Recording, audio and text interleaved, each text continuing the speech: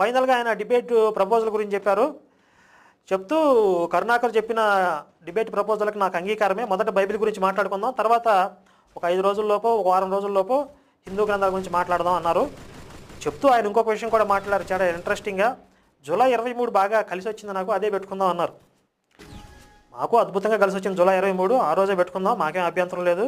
కాకపోతే మరి కలిసి రావటాలు, శకునాలు చూడటాలు ఇవన్నీ హిందూ ట్రెడిషన్స్, బైబిల్లో ఉండవు. మరి మీరు కూడా ఇటు వచ్చేస్తున్నారా ఏంటో మెల్లమెల్లగా నాకు అర్థం కావట్లేదు. సరే మీ సెంటిమెంట్లు మీకు ఉంటాయండి, ఎలాగైనా ఇది హిందూ దేశం, హిందుత్వంలో పుట్టారు, హిందూ డిఎన్ఏ మీలో ఉంటుంది కాబట్టి ఆ హిందుత్వ భావజాలం ఎక్కడికి పోదు, నన్నరాల్లో ఉంటుందిలేండి, అప్పుడప్పుడు బయటపడుతూ ఉంటుంది ఇలాగా. సరే జూలై 23 పెట్టుకుందాం. అయితే ఈ లోపు మనం అగ్రిమెంట్ చేసుకోవాలి కదా, మరి